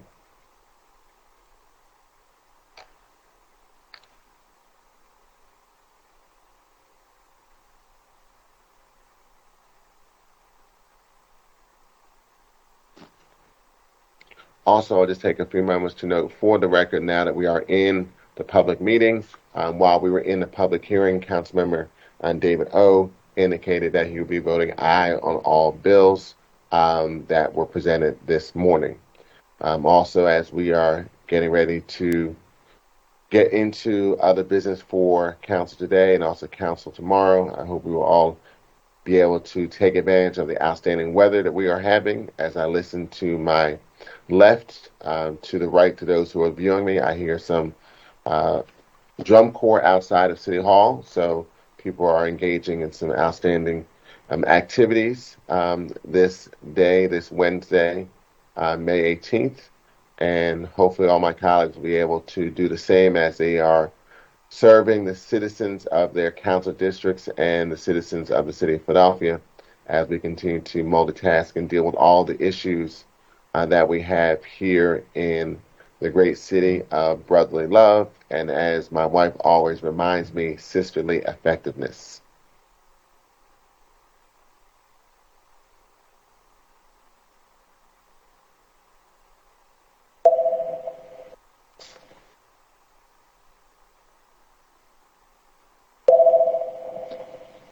Bear with me one moment.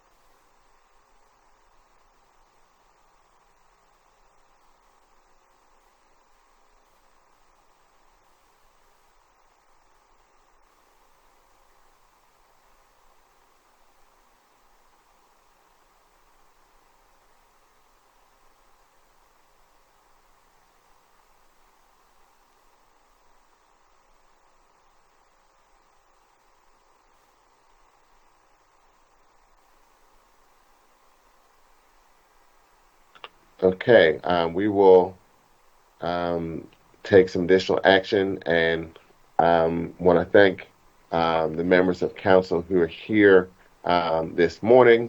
Also want to thank Councilman Gilmore Richardson, who has presented a bill today that's being heard. I will take the position as chair of the Finance Committee to appoint her as a member of this committee for this legislative action that we're taking this morning. And with that, now having a full quorum of members for the Finance Committee so we can proceed with voting. Also, I hope that other members of this committee that stated they were here earlier, who are handling multiple items as part of their legislative duties as members of the council, will be able to come back into the meeting.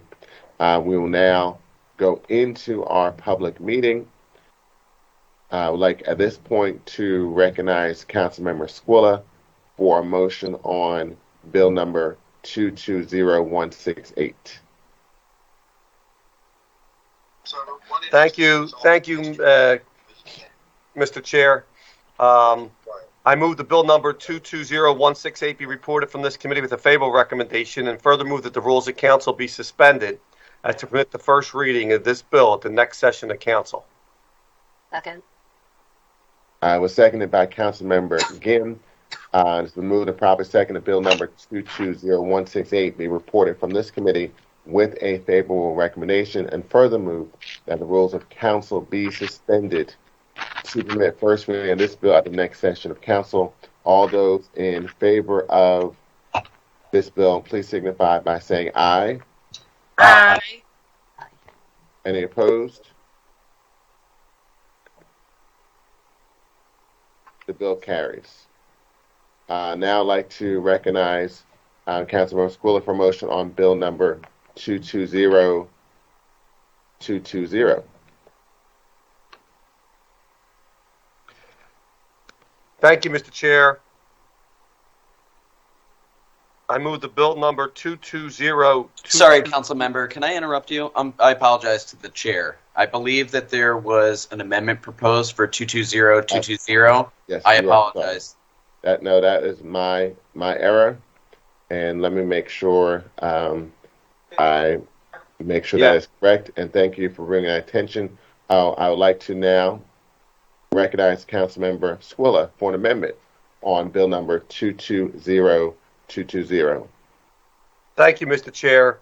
I offer an amendment to bill number 220220. A copy of the amendment has been circulated to all members of the committee. I move that the amendment to bill number 220220 be approved. Second. That motion was seconded by Councilmember Gilmore Richardson. All those in favor of the amendment, which has been circulated to all members of the committee, please signify by saying aye. Aye. Those opposed? The motion carries. I'd like to recognize Councilmember Squilla for a motion on bill number 220220 as amended. Thank you, Mr. Chair. I move the bill number 220220 as amended be reported from this committee with a favorable recommendation, and further move that the rules of council be suspended as to permit the first reading of this bill at the next session of council. Second. Seconded by Councilmember Gilmore Richardson. It's been moved and properly seconded that bill number 220220 as amended be reported from this committee with a favorable recommendation, and further move that the rules of council be suspended to permit first reading of this amended bill at the next session of council. All those in favor of the motion will signify by saying aye. Aye. Aye. Aye. Those opposed, the motion carries. We'll now move to the next bill that we have for this morning, bill number 220359. I'd like to now recognize Council Member Squilla for a motion on this bill. Thank you, Mr. Chair. I move the bill number 220359 be reported from this committee with a favorable recommendation, and further move that the rules of council be suspended to permit the first reading of this bill at the next session of council. Second. I was seconded by Councilmember Gilmore Richardson that, and it has been moved and properly seconded that bill number 220359 be reported from this committee with a favorable recommendation, and further move that the rules of council be suspended to permit first reading of this bill at the next session of council. All those in favor of the motion, please signify by saying aye. Aye. Aye. Those opposed, the motion carries. I want to thank all of my council members for being here. This concludes the business before this Committee on Finance for today, Wednesday, May 18th. Thank you all very much for your attendance, and have a great and wonderful day. Thank you, Mr. Chair. Thank you, Mr. Chair. Holly. Great job. Thank you, and have a great day. Thank you.